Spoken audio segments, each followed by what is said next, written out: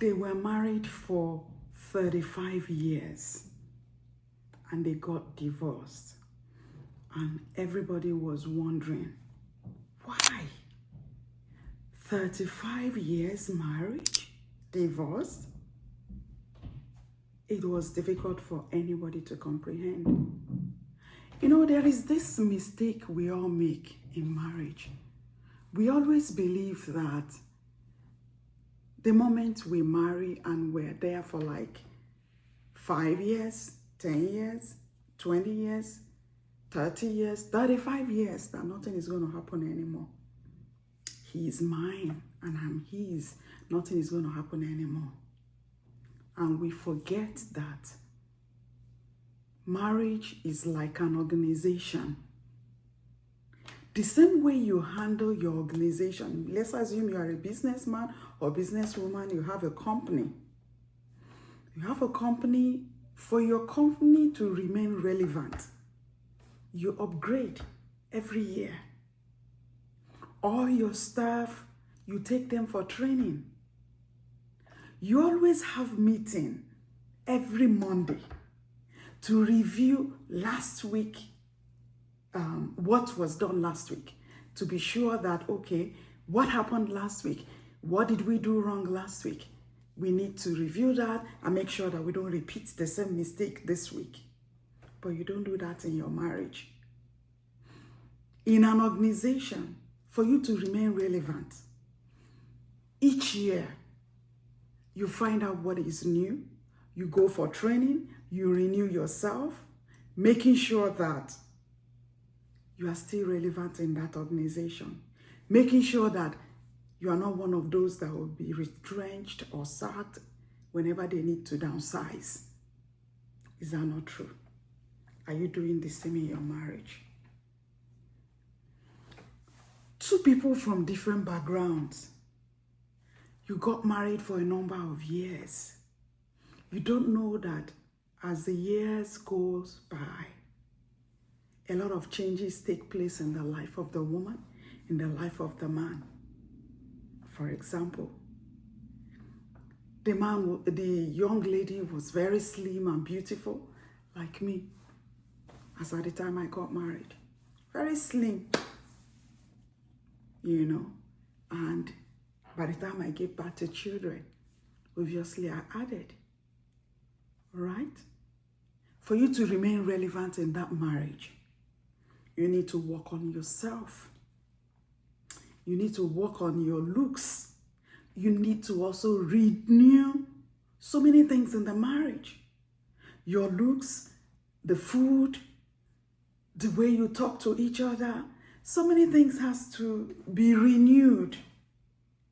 Same thing goes to the man. You have to exercise. You have to also keep looking good for her. You have to do something new. Thank God for the internet. We can learn so many things there to improve our marriages. But we find out that most times we sit on the internet, we just scroll, laugh. We're learning things to help us in our organizations, but we're not learning things that will help us in our marriage. And that is quite sad. We need to improve in everything. I remember some years back when my husband used to work in an organization that at times he travels for like 2 weeks. He goes on for 2 weeks, comes back and stays for like 2 weeks. Do you know what? Whenever he's coming back, he doesn't meet the house the same, and I don't always look the same. The way he left me, as in the way I was looking when he left, by the time he's coming back, I'm doing something new. I want to look new for him. And in the house, especially the house room, you know, the room is always looking different. In fact, each time he's always looking forward to coming to his home, to meet something new, to meet a new wife, to meet new meal, because the food, the set of food he ate the last time is not the same kind of food he's going to eat this time around when he comes. So he's always looking forward to that. So it was kind of renewing our marriage. He was happy and I was happy. And most times he does some new things. Whenever I travel or maybe I'm not around, he renews some things in the house that I come back and meet something new. What are the things you have changed lately in your home? Especially in your living room and then in your bedroom. What are the things, or is it still the same way it was last year or 2 years ago or 3 years ago? It's still the same way till today. You are not doing well. You need to improve. You need to make the room inviting. You need to make yourself inviting. You need to improve. And you need to also learn a better way to relate with him, a better way to talk to him. The way you were talking to him at the early stage of marriage. You find out that after some time, the man relaxed, the woman relaxed. You feel that nothing is going to happen again. I don't need to stress myself anymore. No, you're getting it all wrong. No, your marriage is an institution. It's an organization.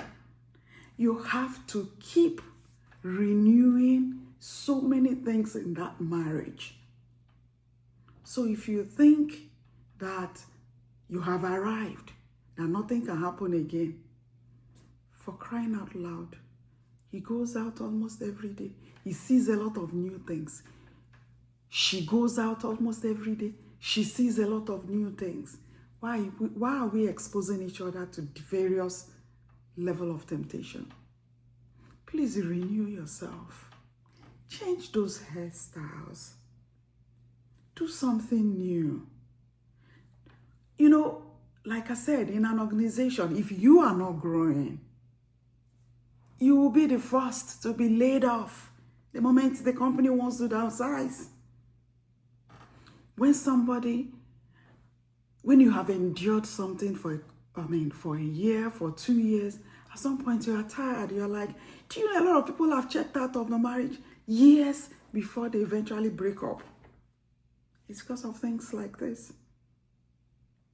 And again, if you are now the type of person that your spouse points out what you're doing that he or she does not like, and you don't want to change, you don't want to take correction, because there are still some spouses, because they want the marriage to remain, they will tell you some things you are doing that they are not comfortable with.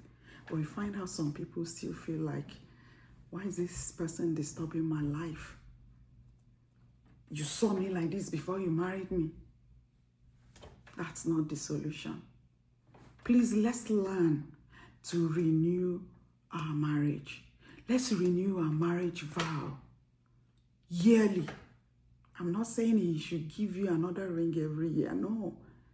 And then again, every week if possible. If not possible, at least once in a month. Have a meeting.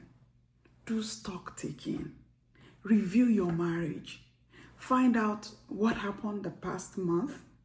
How did the marriage go? Was there anything wrong that we need to change?